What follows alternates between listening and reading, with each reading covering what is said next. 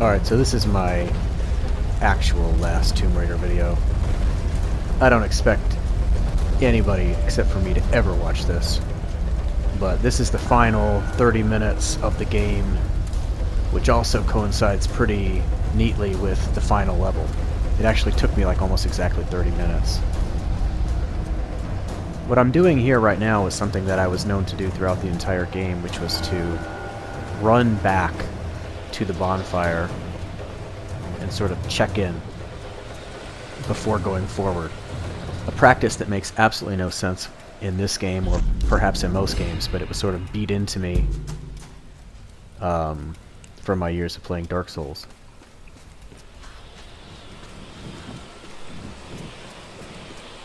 But so here we are, the Chasm Ziggurat, and this is the actual gameplay. I'm voicing over it right now, but this is the actual gameplay from when I beat the game just a short while ago.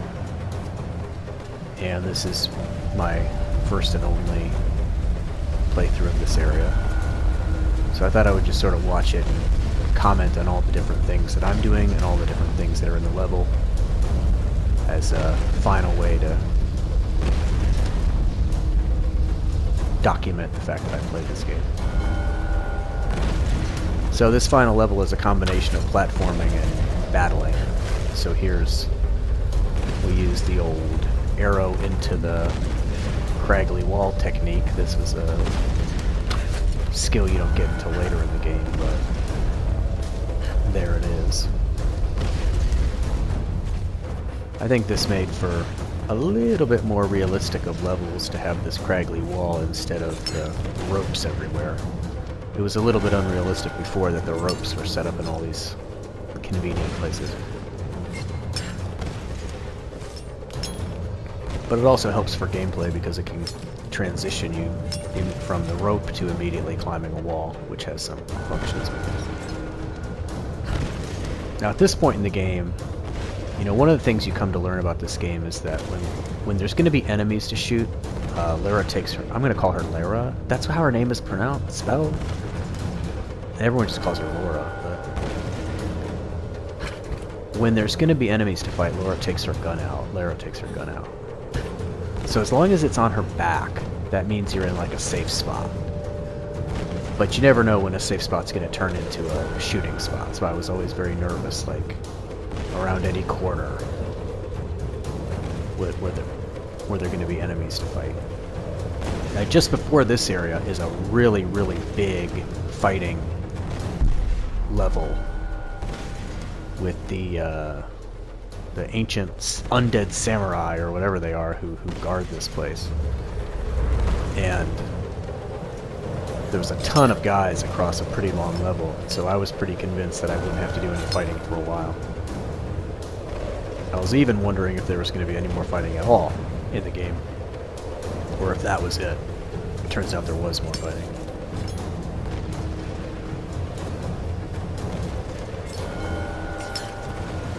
I always enjoyed the rock climbing. I thought that was fun in this game. It was something that Horizon Zero Dawn really didn't have.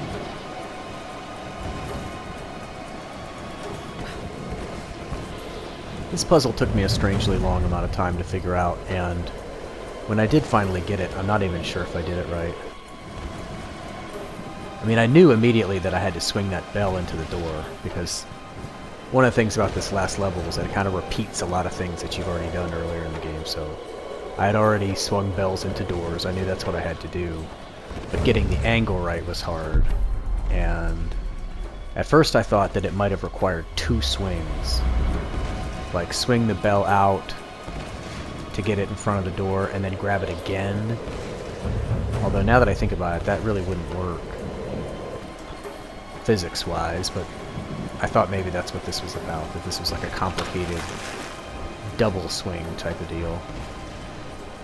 Turns out all you gotta do is stand in front of the door and grab it, which did work. But as you'll see, it doesn't seem like it hit all that strongly.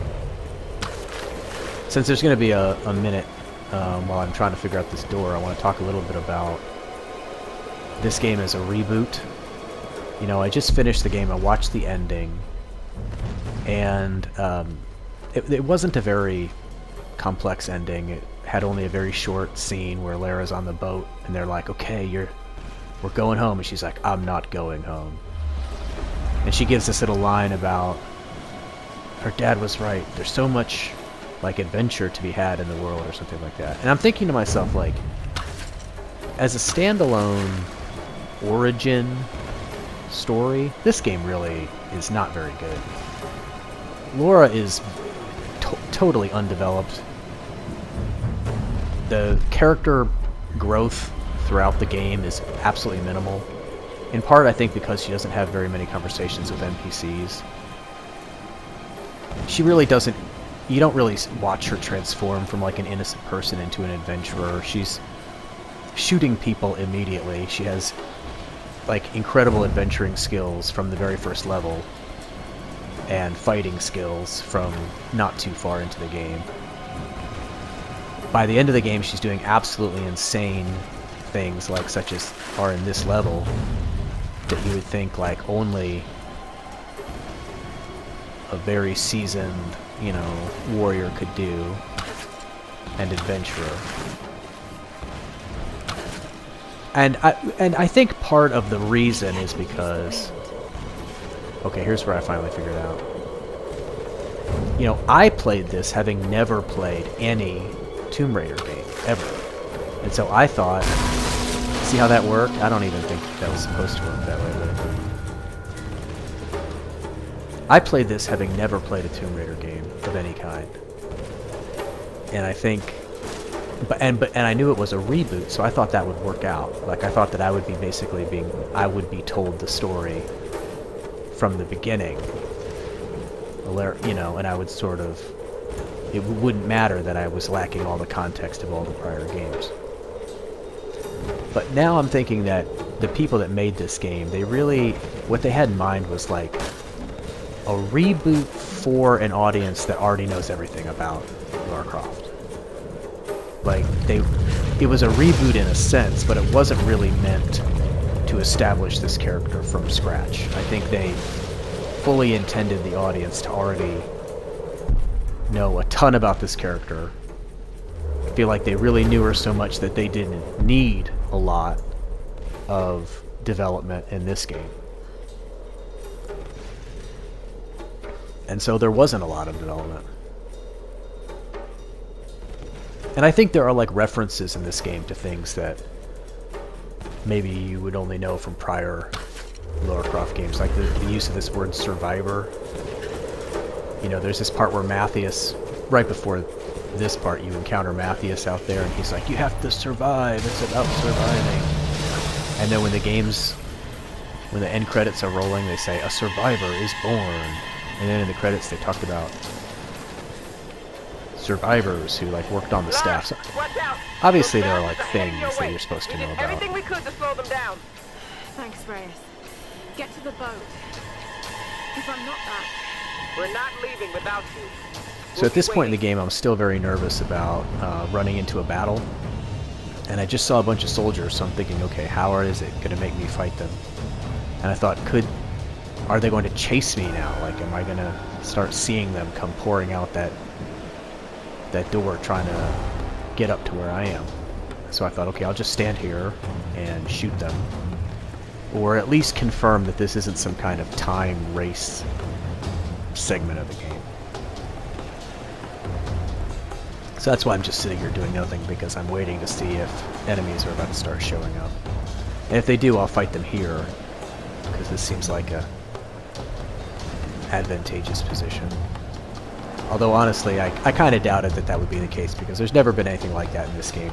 The enemies have never done a lot of platforming, which is what it would take for them to get to where I am, so I just wanted to make sure.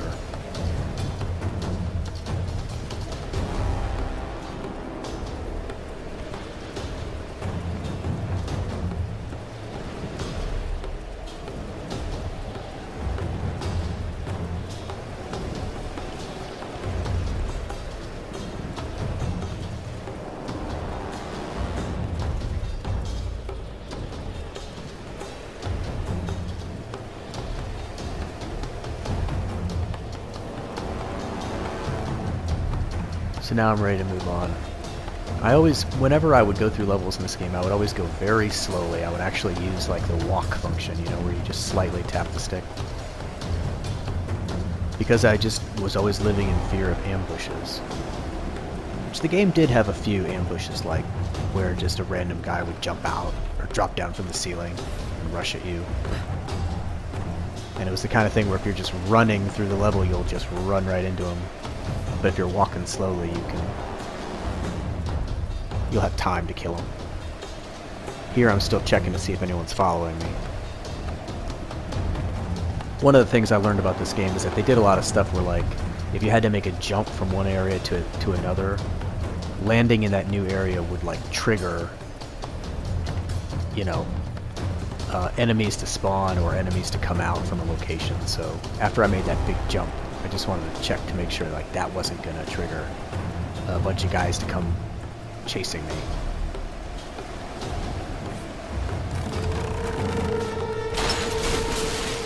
This game makes platforming segments pretty easy to get on the first effort. Lara has quite a large jump, and sometimes it feels like it extends her even further to make her catch. I almost never miss things.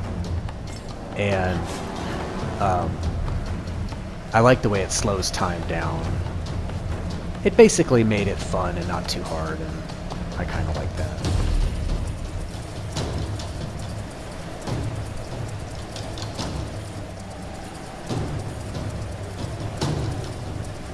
Now, I actually kind of liked gaming segments like this, but I can imagine how other people out there might criticize them as being kind of having the same defects that I feel like the combat sections have, which is that, you know, you're just kind of going through the motions. Like, there are no choices to be made. There's not really any puzzling. I mean, there's exactly one thing to do here. If you can't figure it out right away, you know, wait a minute or use your R1 scope.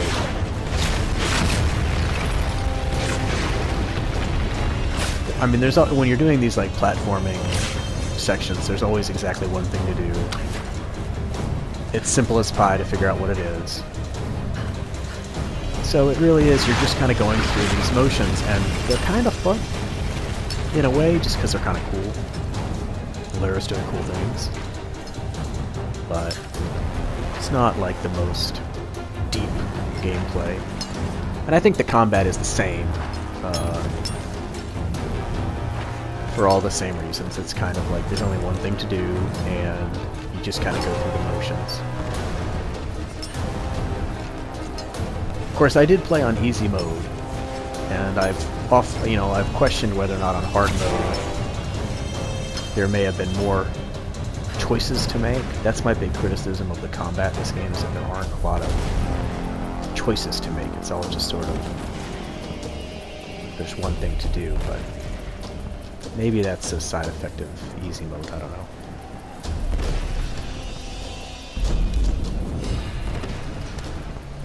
So here we are, the final bonfire. Did Dark Souls invent bonfires? I feel like they did, but this game's using them too. Now, I just saw the dreaded ammo boxes, so that's how I know that there is fighting up ahead. I had thought there actually had been no ammo boxes this entire level up to that point, so I was actually entertaining the idea that the final challenge in the game was going to be a platform and puzzling challenge, and that I had already done the final battle. Because like I said, there was a big battle before this part. That would end up not being the case. There is going to be a big battle coming up here. And it gives you a nice handy ammo box full of all kinds of ammo. I think ammo is definitely a thing where the harder difficulty levels, you could run out more and be forced to fight without ammo, and I think that was harder. So this is the part where I really started to feel like, you know, we must be getting towards the end of the game, because this is some serious S going on right here. And even though there's been a lot of platforming and climbing segments in the game, there's never been anything that felt quite like this. The excitement, the music, going straight up, the angle of the camera. It's pretty dramatic. This game was high drama.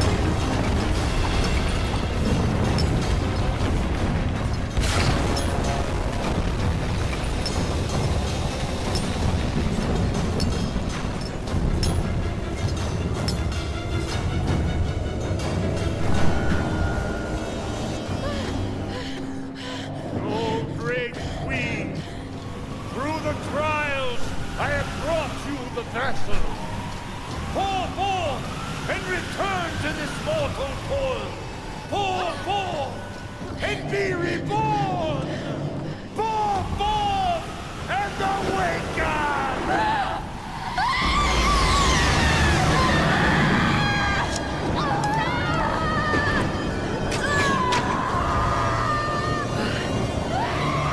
Oh God, I have to get to her. Now, the fact that Lara's bow is still out is how I know that I'm going to have to fight here. Plus, I can look down and I see shelters and covers, I should say. And all the combat in this game was about hiding behind a cover and shooting. So I knew that as soon as I dropped down, then the guys were going to hop out. And I'm just sort of steeling myself right now. The rifle was my weapon of choice in these type of shooting gallery situations. So I kind of knew that that's what was happening here. And it took me a while to figure out how this really worked, but eventually I figured out that when you initially stand up, you're generally auto-targeting somebody. Now, the target won't follow them if they move, but it'll auto-target them for a moment. So the key was just to sort of stand up, get some shots, duck back down, repeat. Sometimes they die when you shot them, sometimes they wouldn't, but eventually they die. And you can just keep doing this. I think because it was on easy mode, I would not die to one grenade. So often I was able to just absorb the grenades. Here I'm trying to run away from them, but the grenades did not kill me. Here I see a shield boy coming up, and by this point in the game I had fought a lot of these guys and I knew what to do. You just have to duck, and you dodge, and then it gives you the triangle query, and then you hit that. I thought I was dead there, but...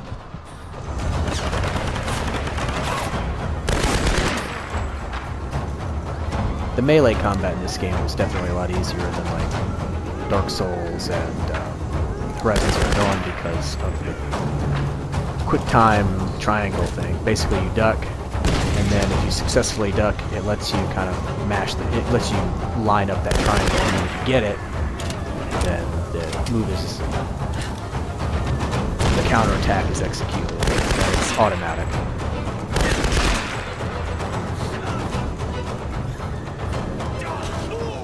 So even though, I'm probably not the best at this, and somebody else could probably do this with a lot more skill and competency, I still claim that there's really kind of only one thing to do here, Stealth is not an option, and the weapons are different, but they're all kind of the same. I suppose you could melee the whole thing. That could be a challenge if you wanted to do that. You do just have also just like a melee weapon that you can use with the pickaxe, which I really never tried to just run up and pickaxe somebody, although I actually might in the course of this video. I think I did it once out of desperation / accident, but not as an intentional strategy. I knew that the way this game works is that the further... I'd been through plenty of battles where like you get waves of enemies and they come as you move. So as you move forward in the level. So one of the things that I always would try to do is kind of creep forward like an inch, enough to trigger them, and then run back. And then let them sort of chase me, usually to the rear of the level where sometimes I was able to be in a safe spot. Some battles in this game were like that, where the arena would be like a long area and you could keep retreating back. Some were not like that.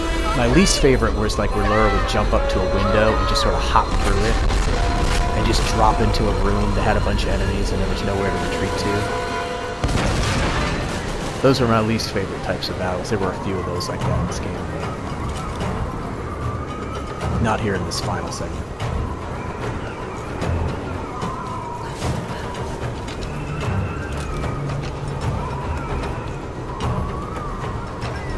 So I still have my gun out, and I still see more covers up there in the front, so I know this isn't over yet. But I did like the way this game This game was very generous, I think, with checkpoints, even during battles. Like, that was basically a checkpoint, so that if I were to die here, I wouldn't have to do everything I've just done again.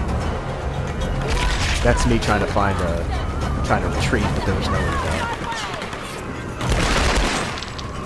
I'm actually not quite sure who I'm fighting here. I think these are not the Shinobis. These are Matthias's men. God, you'd think they would have given up their loyalty to him by now. But they're still fighting for him, even in this crazy place.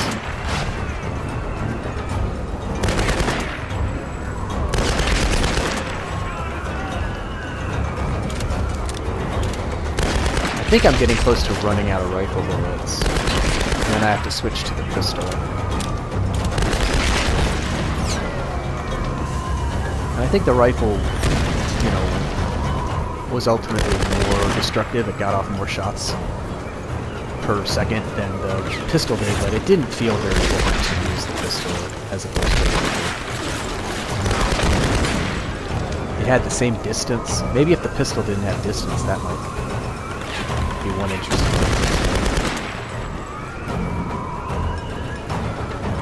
I didn't use the bow at all in this battle, even though the bow was probably the weapon I used the most throughout the course of this game.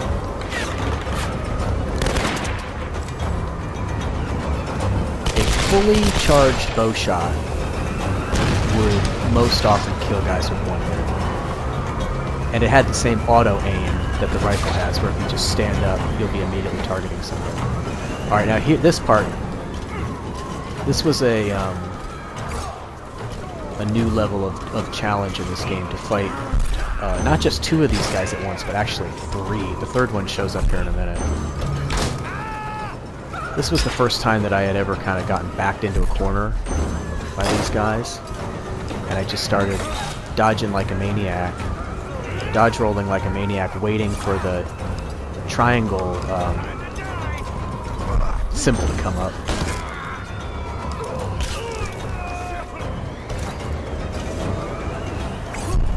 Before I had the ability, the skill to do this, you have to learn the skill.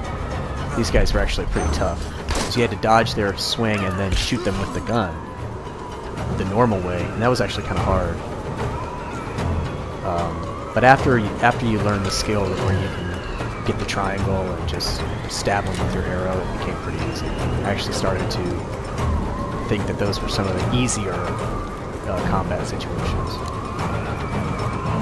But see, so like I'm doing this, I'm having a pretty easy time of it. I haven't died. This isn't really hard. But at the same time, I just don't really... I'm not finding this to be like incredibly fun. It's a little bit stressful. And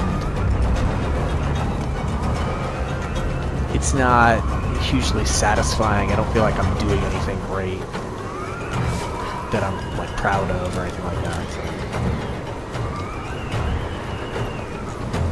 It's these combat sections that are really the reason why I think I'm not going to continue with this game, because I like the character, I like the controls, I like the climbing, I like the idea of being in it like Indiana Jones. I like that idea.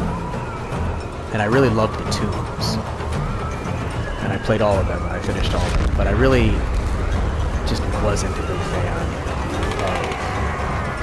of these combat sections. So when Matthias's guys start running from the Guardians, you know that means the big boys. So I knew I was going to have to fight one of those guys eventually, and this is the moment. Here, though, I just don't have any idea where to go right now, so I'm just sort of wandering in circles. One thing this game did a pretty good job of, though, is giving you, like, mini versions of challenges before you would get the big version. And so this battle with this big boy, it's different from the normal combat, but there was one mini-boss prior to this that used the same, that was similar. You can't just shoot him head on, he's too big. So you have to dodge his blow, then shoot him with your gun, and then hit him with a triangle time move, and you would have to do it more than once. So I already fought a boss where you had to do it like that, and so when I'm confronted with this guy, I kind of knew right away what the deal was. But it was just at a higher level than before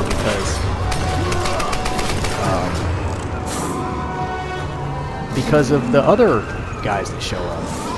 You're fighting this guy, and all of a sudden, these little Huddy guys show up, and it's like, oh my god.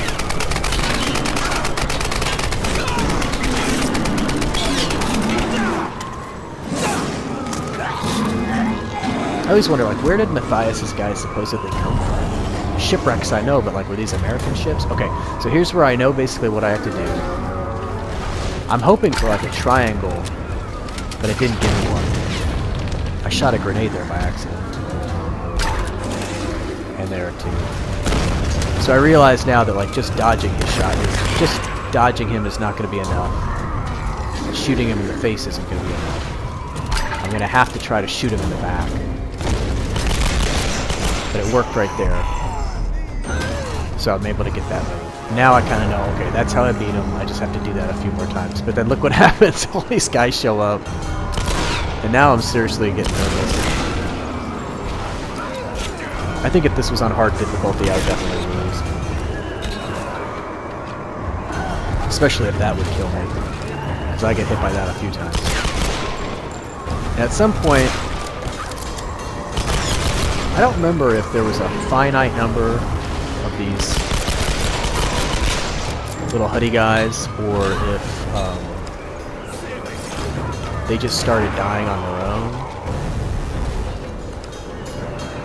See, I think something was like killing them, besides me. So I think I just started to ignore it.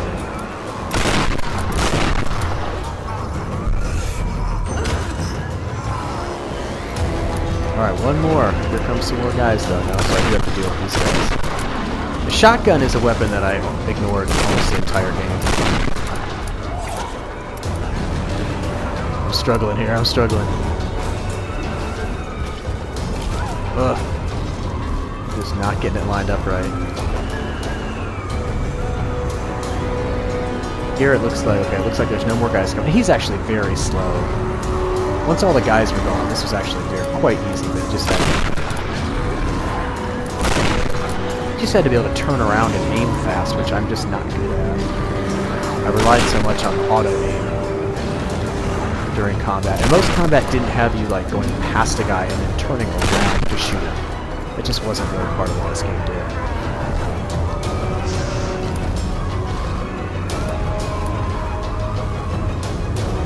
That dude's helmet's off. You can see he's got a ghost white face. Did I just shoot his head off? I did. Okay. Boom. Alright. Smash on square to finish him off.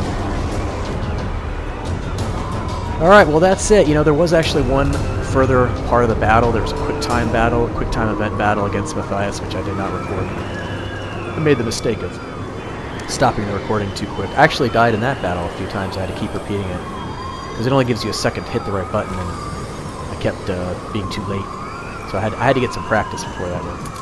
But that's it. That was Tomb Raider, final 30 minutes. Like I said before, B+. This was a fun game. I had fun. But I'm not going to continue with the next Tomb Raider. I'm going to move on to something lighter and less stressful and fewer shooting galleries. Alright, that's it. Until next time.